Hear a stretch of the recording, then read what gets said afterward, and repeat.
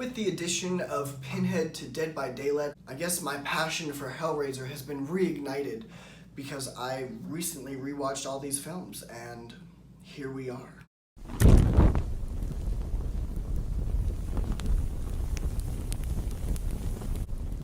Hello everyone, welcome to my channel, or welcome back to my channel. I'm Tyler, and today we are going to be talking about Hellraiser. So my ranking for the Hellraiser franchise, basically I'm going to start from worst to best. These are movies that I actually think are pretty underrated. I think a lot of these movies the majority of these movies are overall disliked. However, I enjoy the majority of them. I would say these bottom three are the only ones that I actually dislike and don't enjoy. All the ones above that, I actually enjoy. But kicking it off with number 10 is gonna be Hellseeker. Hellseeker is just awful. The sixth film in the franchise has the return of Kirsty, which is great, like that's awesome. However, any scene in this film without Kirsty or the Cenobites, which is like 95% of this movie. Kirsty is barely in it, the Cenobites are barely in it. Everything surrounding them is just unwatchable to me. It is disgusting, grimy, gritty, gross, just awful. It's just people you don't like at all.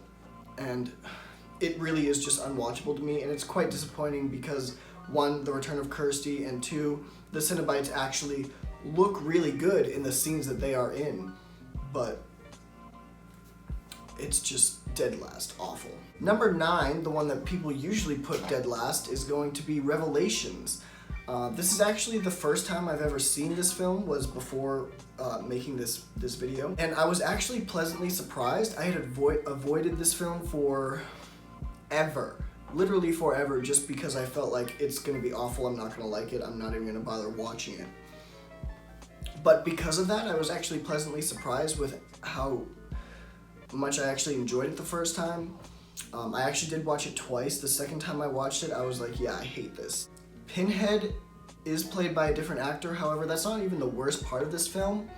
I think the worst part about it for me is that it just feels like a fan film. Like, it doesn't even feel like a studio film that should be a part of the series. It feels like a fan film that you would see uploaded to YouTube, but then Dimension was like, hey, how about we give you a little extra money and we'll distribute it. But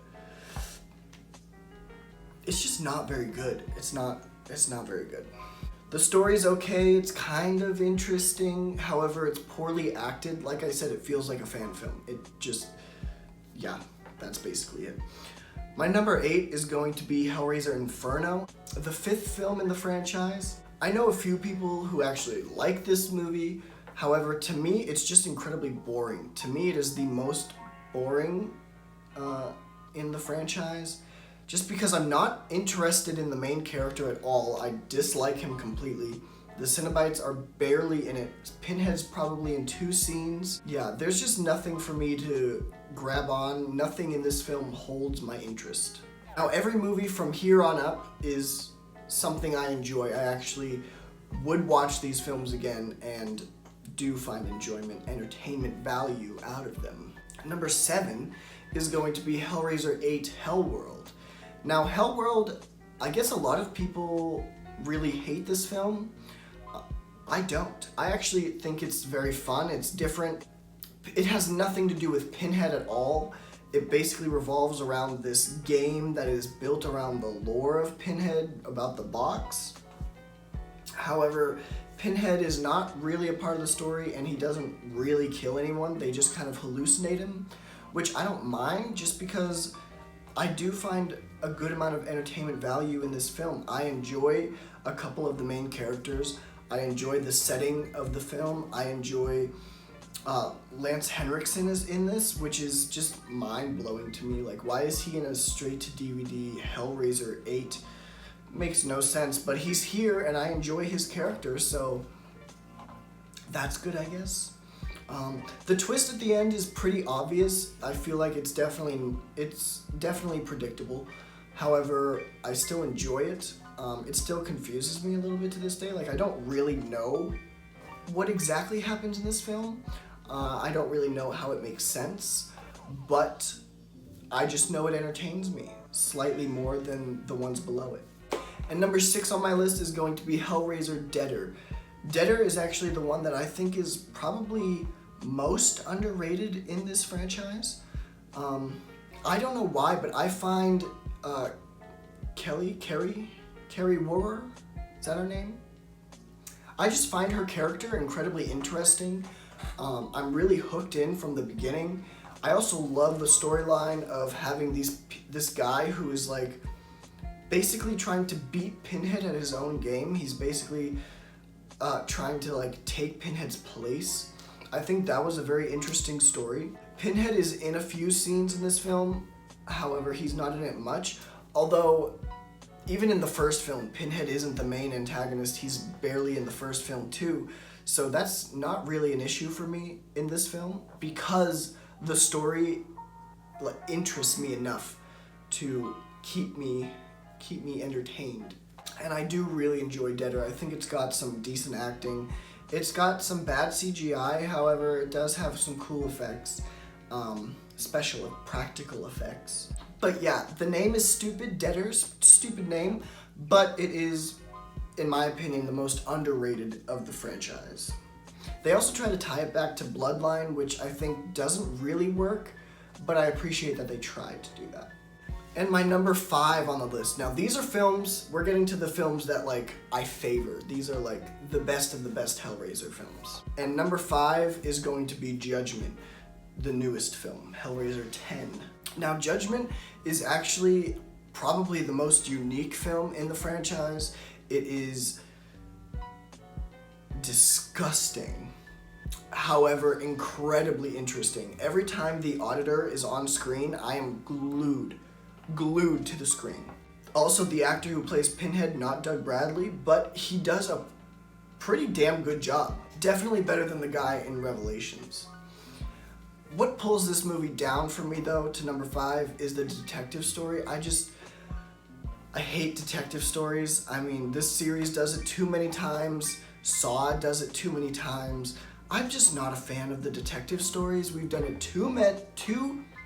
there's too many detective stories. Throw it away, get rid of it. Come up with new ideas, please. However, everything surrounding that I love, especially the angel at the end, introducing that side, because we've always seen the hell of the series, the lore. We've always seen the hell side, but we've never really seen the heavenly side, which I thought that was a very interesting aspect to bring to the film. And this film it feels like a breath of fresh air in this franchise. It's a very, very fun, intense, gory, disgusting movie.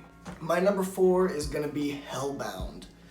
Hellbound is, for a minute, Hellbound was actually in my number 1 spot. I really like Hellbound. Hellbound is very fun. I love the return of Kirsty. I love the fact that it continues the story of the first film pretty flawlessly.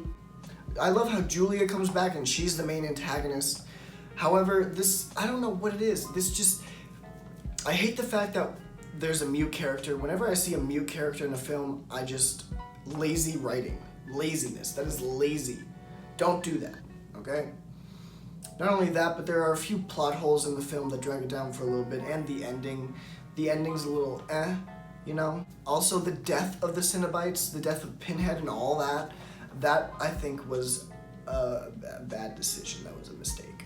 My number 3 is going to be Bloodline.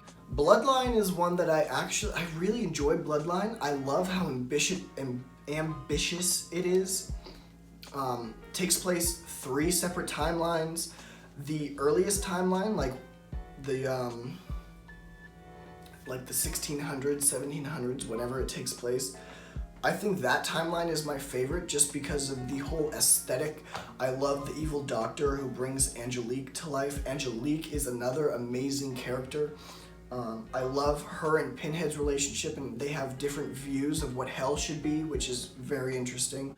This film also has the most screen time for Pinhead, I believe. This one and Hellraiser 3 have the most Pinhead screen time, and that easily bumps it up for me.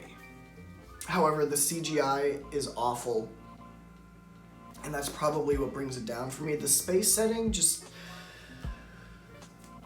it's awful because of the CGI. Like, if the CGI didn't look like a 90s video game, literally a video game, it would be better. Also, I feel like if they were gonna remake any Hellraiser film, I would want them to remake this one, just because I think you could make a whole trilogy out of this film. Like, you really could. And in my number 2 spot is going to be Hellraiser 3, Hell on Earth. Look, this one is just the most fun to me. It's the most fun.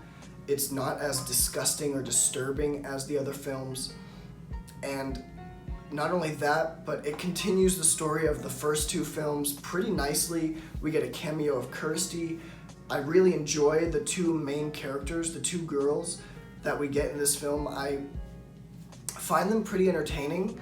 I enjoy the character of JP. I think he's pretty cool in the beginning. However, the last half of this film, where Pinhead gets released into the city, basically, I mean, his body count just skyrockets. Not only that, but you get so many iconic Pinhead lines and moments in this film. I also really love that they tried to create new Cenobites instead of recycling old ones. I think that was very creative, and I give them props for that, even if a couple of them were kind of dumb. Yeah, I just find this film incredibly entertaining and fun. I love how they dive into the story of how Pinhead became Pinhead. I find it very interesting, and I just think this film is overall very fun, entertaining, and it's just easily rewatchable. It has high rewatchability. This is probably one that I put in the most when I want to watch a Hellraiser film. And my number 1 spot is, of course, Hellraiser, the original Hellraiser. I mean, this story is just incredibly original, creative, horrific, disturbing, gross, gritty, grimy horror. Like, this is pure horror. The creation of Pinhead as a character is just so legendary and iconic, and it may not be the most perfectly well-made, quality, whatever that's supposed to mean, film, but it is groundbreaking in my opinion. I mean, it's just so original and creative, and something I never would have thought of in a million years. So, of course, the original is in first place. Now, don't forget to leave your ranking in the comments down below. Like, comment, subscribe, and thank you so much for watching.